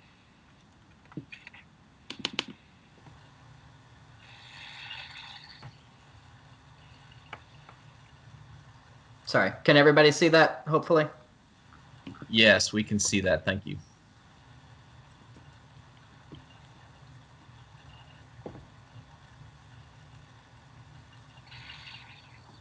Justin, are you still there?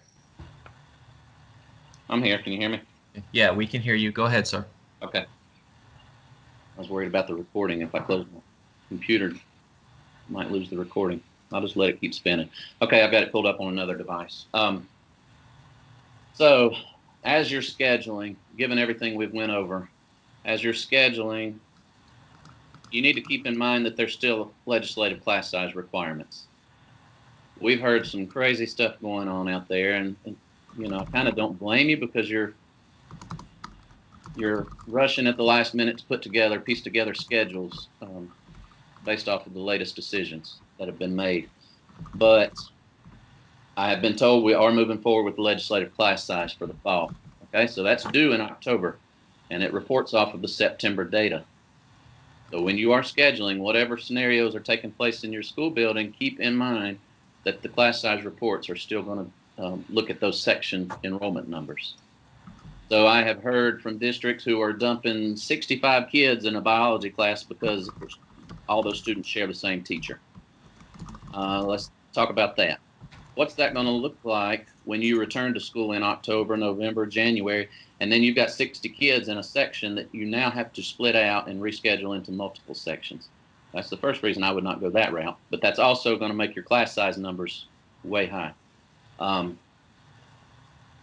Also, I've heard from districts who are scheduling sections for their cohorts, like the students who are at home versus the students who are face-to-face. That's fine. We're not telling you you can't do that, but keep in mind that that's going to make your class size enrollment numbers low. So these are the new fall class size requirements. This number changes. It's a step process every year until 2021. This year, the LEA-wide class size average cannot go over 18, and an individual class size max is capped at 21. So these numbers are new, and those will be changed in the PowerSchool report. I had a meeting with development this morning and state compliance. I went ahead and provided those requirements, and they have a meeting tomorrow. So I'm glad we had that meeting today, or we would have missed the beta window. So they're going to get that in tomorrow. We're going to have it by August, and the code will be pushed out to production in early October. So the reports will reflect these new max numbers by the time you submit your report.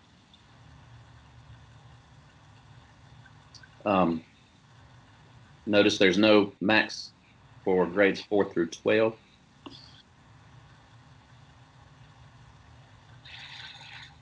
Let's stop there for any questions.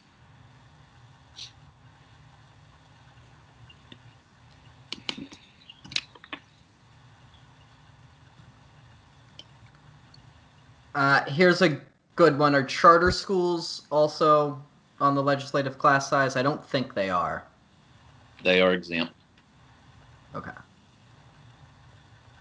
And we had one if LCS applies to virtual academy students, but that's answered by the third bullet point there.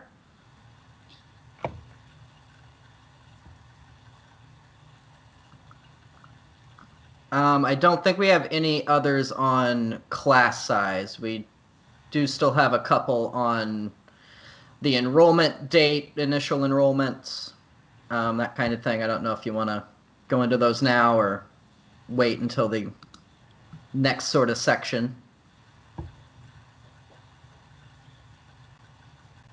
I'm sorry, on what? About the initial enrollment dates, like if they have staggered kindergarten or dual enrolled students who are only taking college classes. Oh. I would say for those dual enrolled students, you still have to have some kind of positive communication, two-way. And John, we can take those questions back. I believe Justin's right, but we'll take those questions back to the business owner and make sure we're correct on that. Yeah, that's just what I was thinking. That's probably a school business question.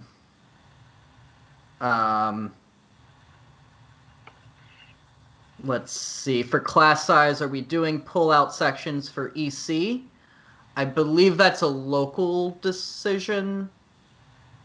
What was that question one more time? Are they doing pull-out sections for EC with class size? Yes, that came out in a communication. They are doing pullouts. I know I was told by EC to schedule them, as has in the past, based on the QRD we have that we put out. I do not know about the legislative class size piece and whether they are pulled out of the report. So I will look into that, unless, Justin, you know the answer to that. Yep, we discussed that during our call this morning with PowerSchool. And to give you guys some background, I think the wording and the way the requirements were written came straight from legislation. You know, it says to exclude the EC population, but it doesn't say anything about pullouts. So when the requirements were written, they were written for this, the new report, and new meaning when it went to state compliance. They did not exclude those pullouts. However, I think it was last year, I had some conversations with the legislative advisory members, and they said they do not want to see those students. So any number that's low, and I forget what the low enrollment was, it was like 3 or 4 students. I mean, if it's just a handful of students, PowerSchool knows to exclude those altogether from the class size reports.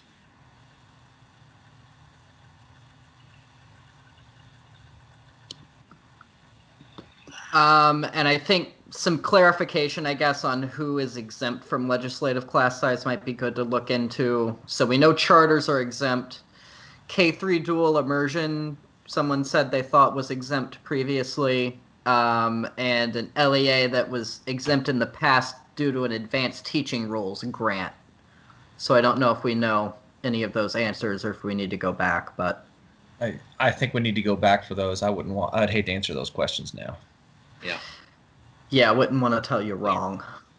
There will be more guidance coming out on legislative class size, and really the only reason I included it in today's agenda was so that you keep that in mind as you're scheduling. All right, next slide, please. All right. Oh, yeah. So now's when we want to hear from you. We've told you what we recommend. We've told you what we're going to require. But we realize that you've already put some plans in place and created some fields and whatever you had to do to get students ready to come back to school. So I want to take, and I told Rob this meeting's probably going to go a little after 12, and that's fine because I think it's important that we hear from you and that you get all the information we currently have. But I do want to take a few minutes and let you all complete this survey. And basically, I mean, it's a short survey, but a lot of open-ended options so that you can, I mean, tell us as much as you can tell us about what you've done so far, fields you've created, things you've put in place. Even if you think you did something wrong, let us know that too. Rob and I are going to review this. We'll probably share it with some other business owners and let them review what's going on right now. And to be honest, we're hoping that we can get ideas from what you're going to share with us. And Rob had a good point before we started this webinar. I think it would be helpful if we share this out with everybody. So we're going to review it and then, you know, compile some things. And we hope to be able to share this back out with you all so that you all can see what folks are doing across the state. So let's take about 5 minutes to complete this survey. And if you have to go back and do it later, that's fine. But I would like to hear from everybody on what's going on in your district. And while we're doing that, I did want to give you the opportunity to speak. So if anybody would like to speak and be heard about anything we've discussed so far, just raise your hand and John or Tessa can unmute you. Or you can unmute yourself, actually.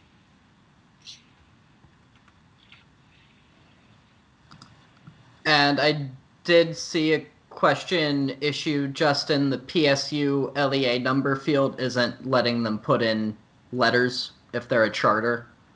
So I don't know if you can update that real quick.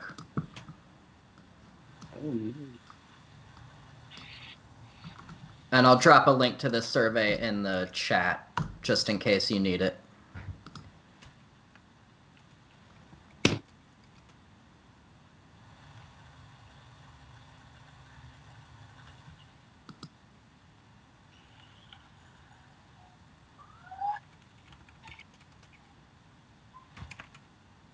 I tell you what, for the charters, if you'll just put your, what would be the best way to handle that? Because I'm still not able to get off of this screen and I don't want to lose this recording. If you charters, just put a number in there, and where it says county, please put the title of your charter school. Thank you. That worked.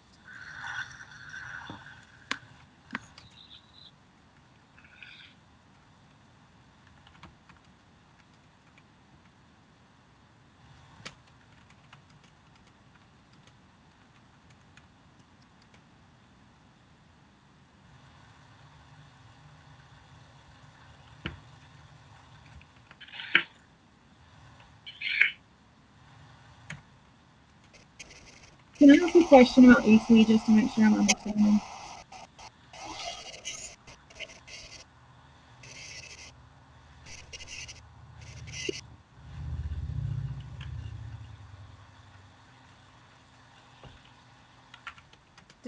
I think someone has a question. Yes. I'm confused kind of on the EC piece. If we have students, like, we have several students who might come 30 minutes 3 times a week, but then we have some who might come 2 days a week for 30 minutes, and then we might have one kid who comes 1 day a week for 2 hours. Are we supposed to be creating FTEs for each of those scenarios?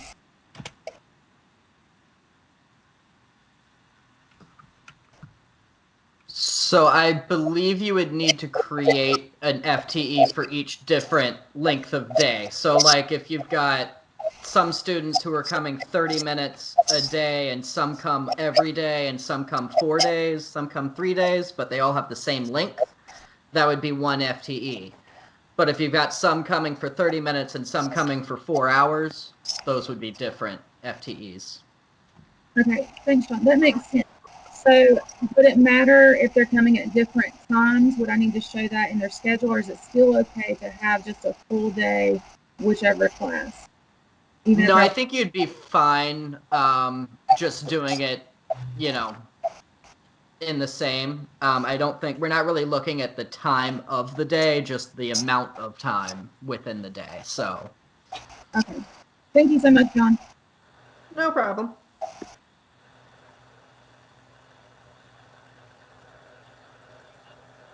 Oh, and Justin, apparently the county field is only taking a number also on that Yeah, survey. I just noticed that. My computer just restarted, so as soon as I get back in, I can fix that. Sorry, everybody. I didn't realize that the fields were alphanumerical limited.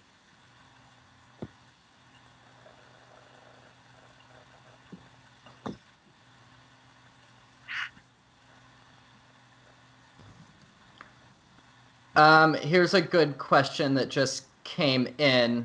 So, and I've seen this too. At some point, DPI said that PSUs had to get approval before they added additional FTEs.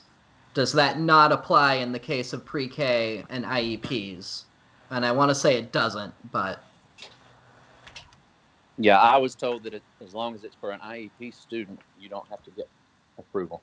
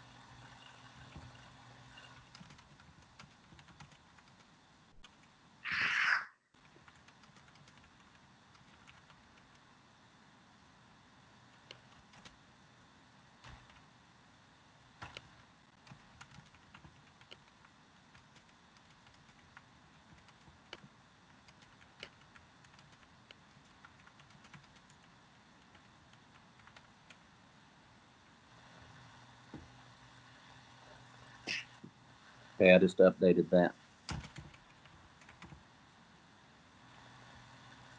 form. You might have to refresh your screen, but you might lose whatever you put in there if you do.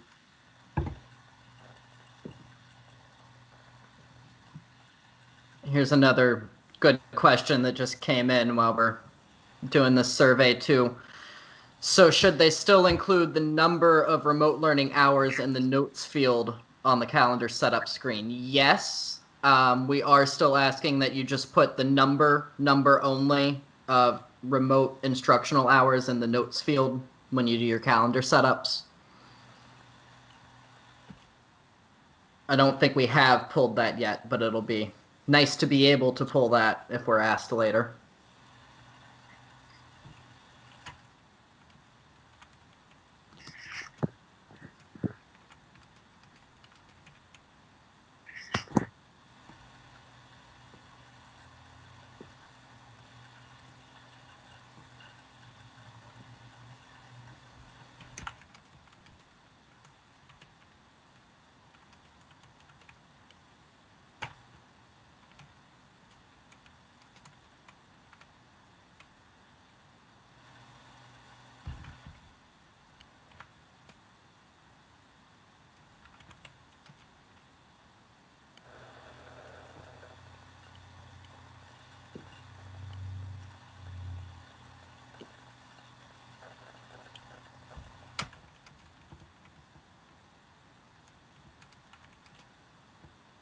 I hope I just put the link for the survey in the chat if anyone didn't have access to get to the slides earlier.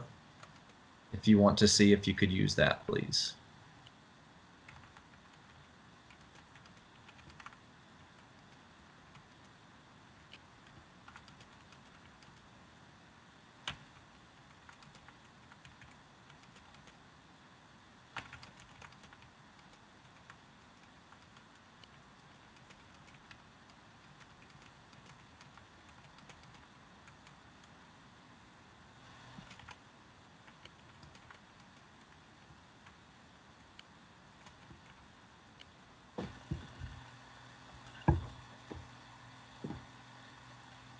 All right, John, Tessa, Rob, I just shared this with you guys.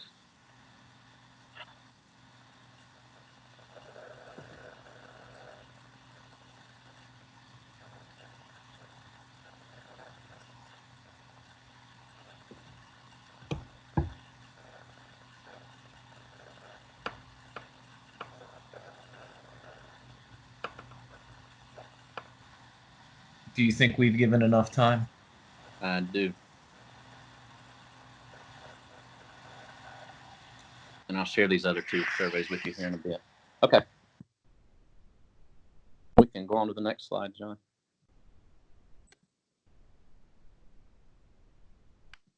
Can I start with this one? You can have it. One of the questions that I have been asked frequently, again, trying to help districts, I've received emails and I ended up calling the districts because I wasn't sure I could answer properly through an email, because there's a lot of scenarios that come into scheduling that I wanted to talk people through. The biggest question that I receive is, if tracks are used, are tracks a good idea to use to track whether kids are in, out, what's going on with students? Well, we've been doing some research to determine that, and I am not telling you you can't use tracks.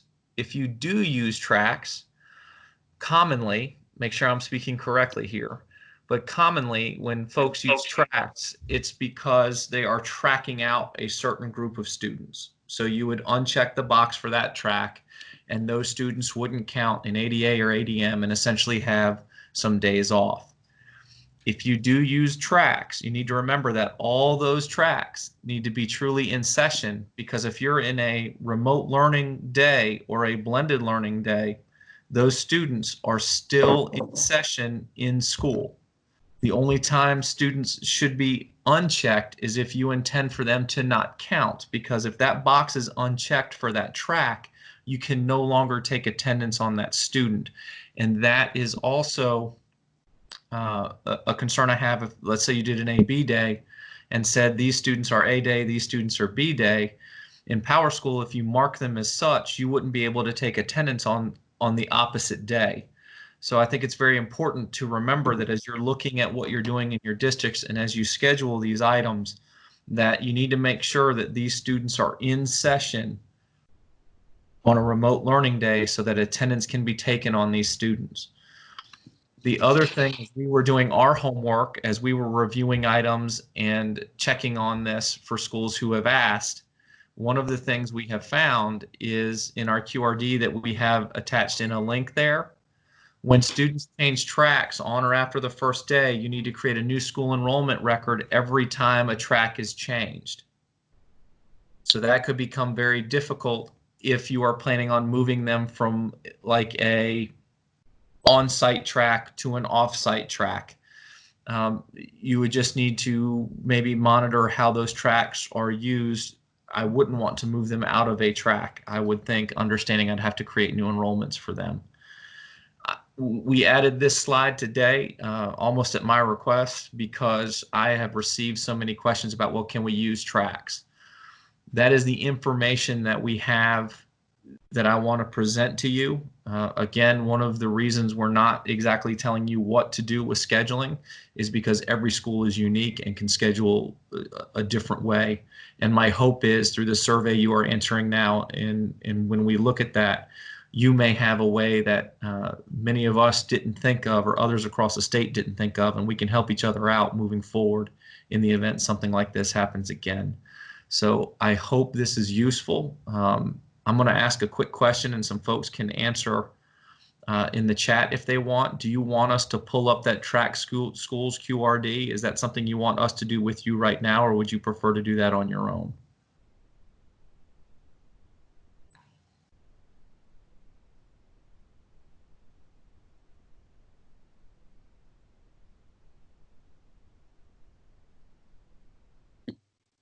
We're getting no, some yeses. All right. It's there. I mean, it's a document it was updated in 2018. A majority of people have said no. Thank you very much for responding as quickly as you did. Those of you who want us to go through it, you can contact Justin, John, Tessa, or myself, and we will reach out to you. That's what we're here for. So if you want to see it or need help with this thought, please let us know. But I just wanted to cover this specifically because I've received so many questions about tracks. Hopefully this made sense for you. Thank you, Rob. I am glad we added that. All right, next slide.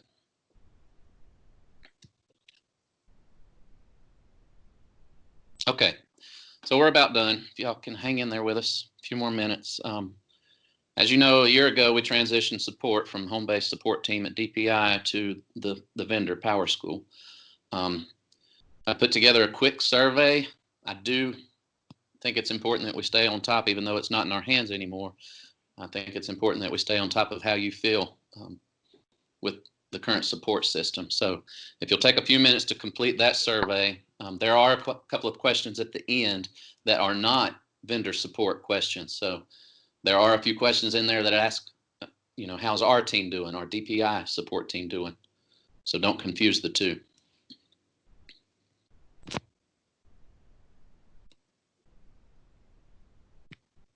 And I'm not sure, and somebody can answer in the chat if you'd like, but I don't know if PowerSchool has put out their own support surveys or not. If they have, we may be duplicating efforts, but I think it's important to have.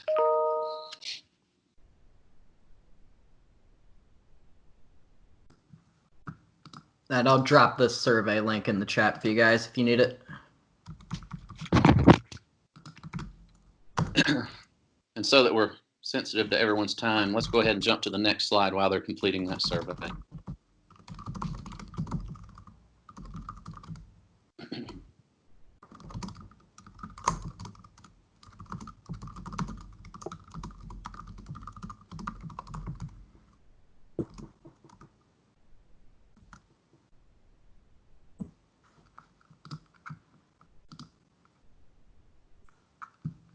Are you showing your screen, John?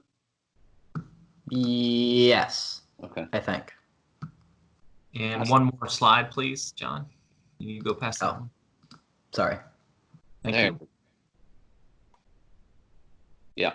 And likewise, there's another survey. This is just one question with an open-ended response text field for you to just tell us what your remote training needs are. And this can be anybody, everybody. What training needs do you have now more than ever, and how we'll review that and see how we can help.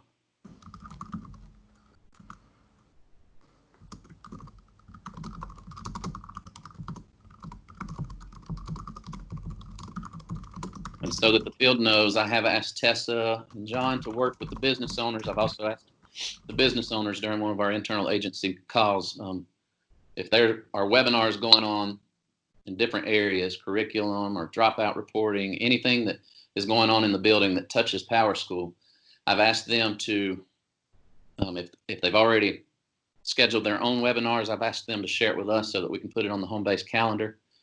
And likewise, there's some folks that I'd like to see offer more webinars. So we're working with folks in the building to get some more things scheduled. Since we can't have a lot of our face-to-face trainings we've had in the past, we're going to try to put as much on that calendar as we can and do them virtually.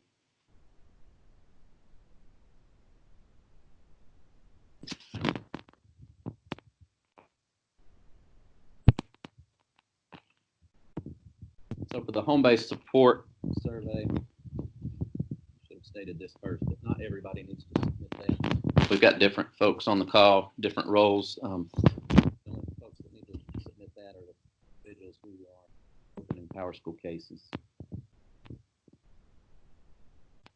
Justin, you're breaking up a little bit. Okay. Did you understand me? Say that last part one more time, please. I just said that the previous slide for the PowerSchool support survey, the only individuals that need to complete that are the folks who enter cases with PowerSchool support. Not everybody on the call are technical contacts. Can you answer a question that just came in, Justin? The issue was grade 13 disappearing. Can you address that real quick? I thought we fixed that yesterday, but I got a message that it's gone again. We've had some problems with the eddy feed, and we've been working back and forth with PowerSchool to be enabled statewide for all schools. And apparently part of that fix is doing something to our high grade level at the schools. So the early colleges are losing 13 and it's being replaced with 12 as the high grade level, is what I understand. We brought that up yesterday, but we'll bring it up again today with our PowerSchool team.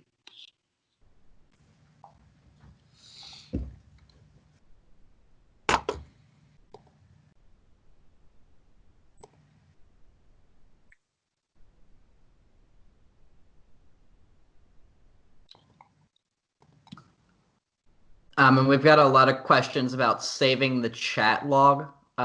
So unfortunately, I don't think you can save the chat log in Teams, but we can put together an FAQ document to go with it. And I think that you can still click the link for this meeting later on and still see the chat log at a later date. I know we can internally anyway. I don't know if it works external, but it's worth trying.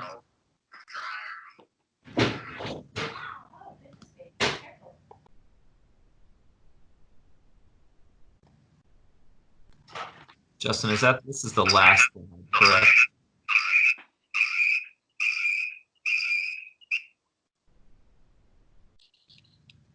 There's one more slide. If we can jump to that one.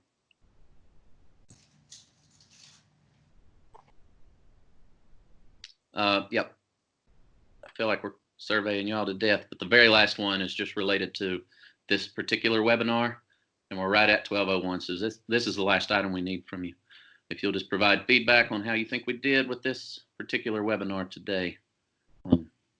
Might take us a little longer than normal to go through all these responses, but we definitely like to have feedback, especially now that we're having to host these virtually. How can we improve? Just give us your suggestions. Rob, Tessa, John, anybody on the line want to share any wrap-up comments? Oh, go ahead. No, you go, John. Go ahead. I was going to say, I think there is a question we should probably address: the section attributes of delivery mode and how taken. Are we suggesting that they should or should not use those as a means of tracking?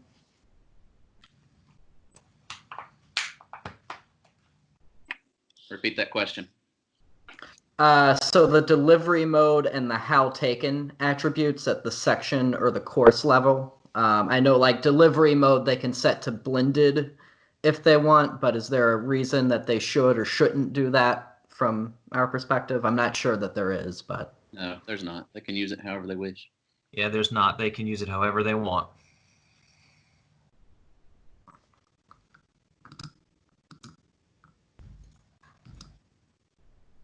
Tessa, do you have anything? I do not.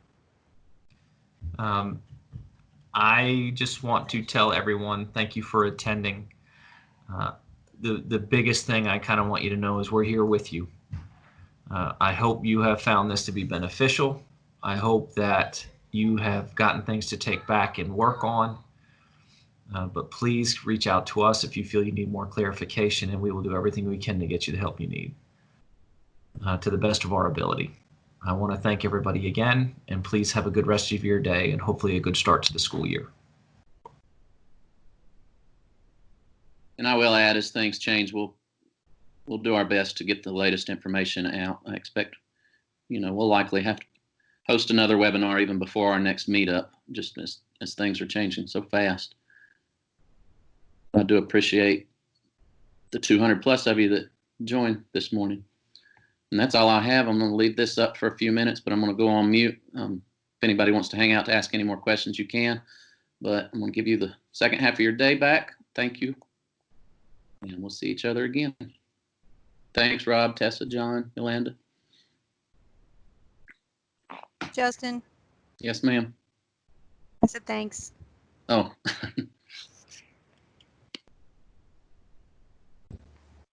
Bye. Bye, guys. Have a good afternoon. Hey, Justin, this is Julie. Do you know if there is a way for co-teachers in SIS to sync with Canvas? Are you asking co-teachers or lead teacher too? Co-teacher. We'll have to take that back unless John or Tessa knows. I want to say I heard this discussed recently, and Yeah, last I was gonna heard say. Canvas wasn't, there's something with how that gets pushed from PowerSchool to Canvas that they can't, I'm not sure exactly what it is, but. So Canvas reported yesterday that they have heard that it works, but that it is something that has to be set in PowerSchool. So it's kind of getting to a bit of a finger pointing scenario. So I'm just interested if there's any way to track that down. I feel like this came up in one of the HBMUs, or it could have been a Canvas webinar, and I'm pretty sure Pam said it's not possible. I don't know if it's a customization on PowerSchool side that has to happen, but I do remember the discussion, and I'm pretty sure it was said that it didn't work correctly with PowerSchool or Canvas. Okay. I would recommend emailing Pam Batchelor, because she could probably give you the information. Okay, that's perfect. Thank you. Mm-hmm.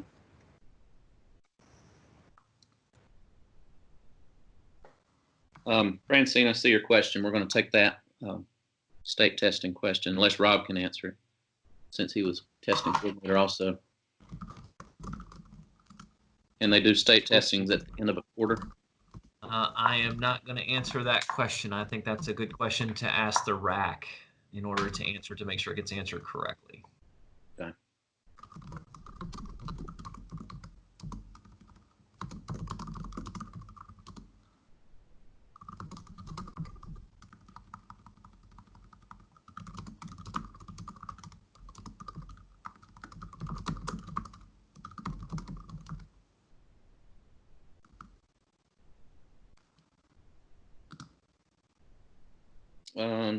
John, will you drop the link to our home base email there for Hope? And Hope, if you'll send that question to our home base team, we'll reach back out. Thank you. I've got to step away for a few minutes, folks. That's fine. I'm going to go on mute again. We'll wait about 5 more minutes if there's any other questions. I don't want to lose the chat log, so I want to make sure we've captured everything that we need to answer later. Justin? Yes. This is Sarah. There's some questions on the on the PowerSchool support team survey about home-based support. Is that intentional, or should I answer the question? Is it all supposed to be about the PowerSchool support team? So that's when the tickets come back to us. So there's a lot of times where PowerSchool turns the tickets over to DPI. So how do you feel we're handling those tickets when they come back to us? Gotcha. Thank you.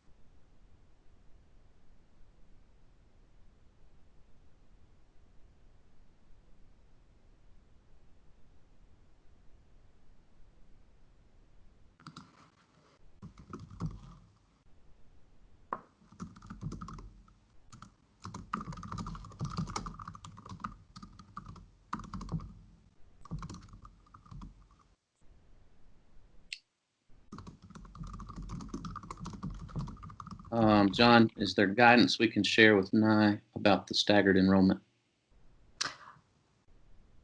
I was just wondering that too. I don't know that that's covered in the updates we made if they do a staggered enrollment. I would think that they'd have to E1 them as of the first day of their staggered enrollment, though. I would think. I know there's guidance out there somewhere. Let me see if I can find that, and we'll share that out.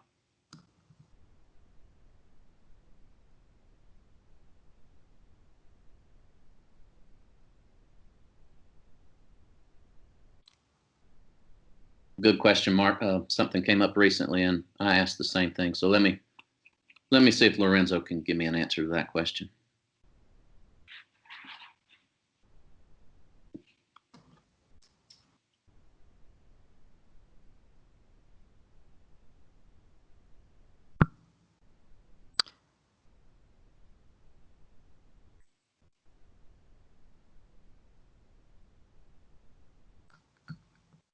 So before I stop this recording, there's absolutely no way we can copy and paste all of these comments.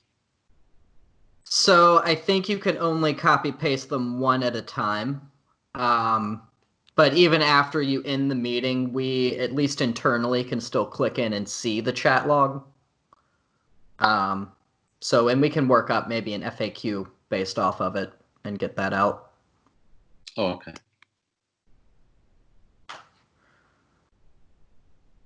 I'm wondering if we can print it after the meeting's over, maybe. I don't know. We'll have to play with it and see.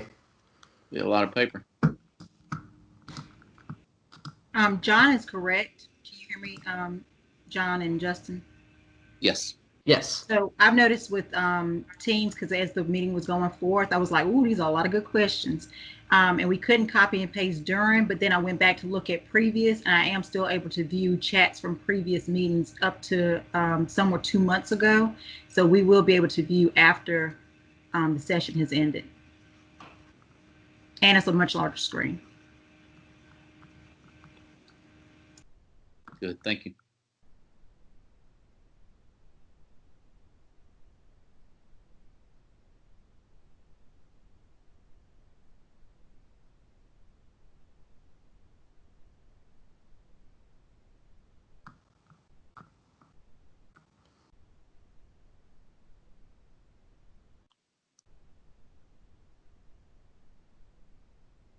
All right, I'm going to go ahead and end the stop the recording and end the webinar. If you guys have any other questions, just feel free to email any of us on the DTL team. And John, Tessa will chat at 12:30. Sounds Okay. good.